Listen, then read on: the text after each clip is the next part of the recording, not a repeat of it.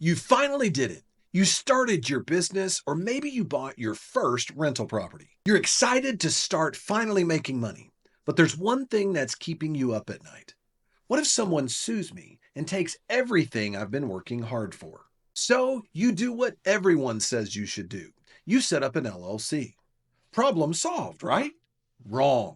If you set up a single member LLC, there's a good chance you have zero asset protection. In this video, I'm breaking down the 5 biggest mistakes people make with single member LLCs and what you can do to actually protect your assets. Don't find out the hard way that your assets weren't really protected, because by then it will be too late. So before we begin, what is an actual single member LLC? Well, every LLC has either members or managers involved, which means these are the parties that actually have control over the LLC. However, if it is a single member LLC, that means there is one party, presumably you, that is in control of everything that has to do with this entity. Now, with corporations, that's known as a shareholder.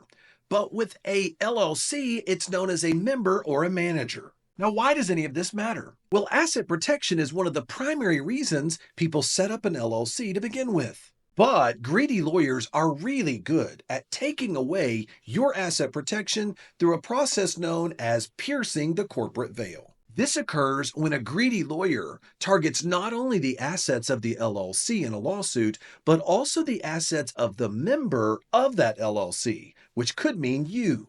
So what steps can we take, and what exactly are the mistakes that people make with single member LLCs that allow greedy lawyers to pierce the veil of protection? Well, mistake number 1 most people make is that they fail to follow the legal formalities of an LLC. Now, there are 3 main areas we need to watch out for here. Number 1 is you need to make sure that you have a well-written, formally drafted operating agreement. Some people say, wait, why do I need an operating agreement if I'm a single member LLC? It doesn't matter. You have to follow the corporate formalities that are provided for under every state's laws when it comes to LLCs. And one of them is that whether you have a multi-member LLC or a single member LLC, you must have a formally drafted, well-written LLC operating agreement.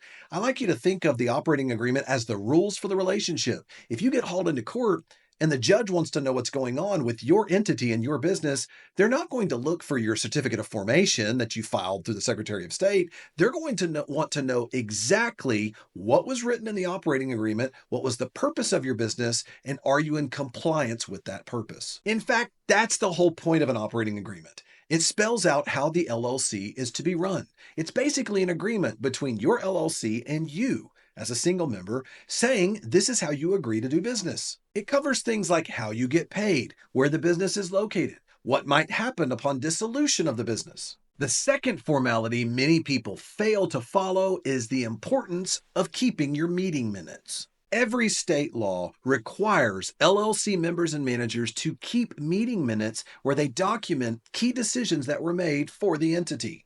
I know it might seem goofy, you're having a meeting with yourself because you're the only single member, but it's a important requirement that you must follow here.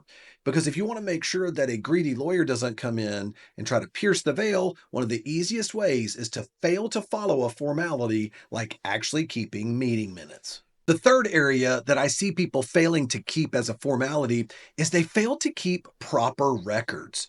Now think about this. If you don't keep your bookkeeping separate between your personal and your business, now it makes it easier for a lawyer to come in and claim that you're commingling funds everywhere. You're not treating this like a legitimate business. Make sure you actually follow keeping separate bank accounts for your personal and your business activities, but also keep up with your bookkeeping. If you're going to make a transaction, you need to have a ledger where it makes it clear what the purpose of the transaction was for, so that greedy lawyers, plaintiffs' lawyers, can't come in and try to contest that by using your sloppiness against you. Risk number 2, inadequate capitalization of your LLC. Now, what do I mean by this? You've simply got to keep enough money in your LLC at any given time to pay your expenses. I see business owners do this all the time. They treat their business accounts like their own personal piggy bank. So as soon as they get a good sum of money that comes into their LLC bank account, they withdraw all of it, moving it over into their personal accounts. When you move money from your LLC bank account immediately over into your personal funds, this raises red flags and could be a way for a greedy lawyer to pierce the veil of your LLC protection. Mistake number 3 is to commingle business and personal funds. Now, I know I said this earlier, but this is a huge mistake. Always separate your finances. Keep business accounts separate from your personal accounts and never intermingle any of those decisions that you make there. For example, I see people a lot of times using their personal credit cards to make business transactions, and then they come back later and they try to write off those transactions by claiming it was a business expense. That's technically commingling personal credit cards with business activity. Whatever you do, don't let your LLC become your alter ego, or lawyers will pierce the veil of your asset protection.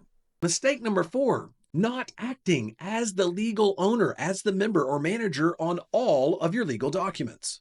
Always sign contracts on behalf of your LLC. One way to do this, common way to do this, is to put your LLC name, comma, by your name, member or manager. By doing this, you're reinforcing the LLC as its own entity rather than putting the focus back on you as an individual. Mistake number 5, assuming that all LLCs from any state provide you the same protection. This is really important to understand.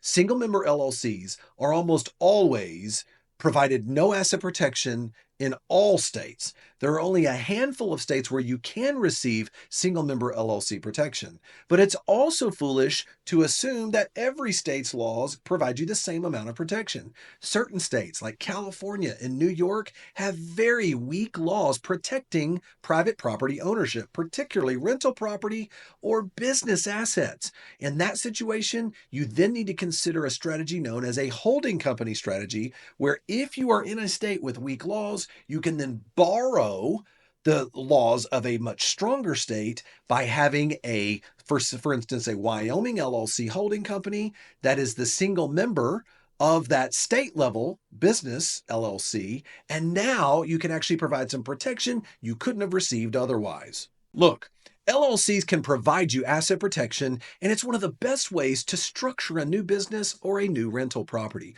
but only if you do it right and only if you know the mistakes with single-member LLCs for you to avoid.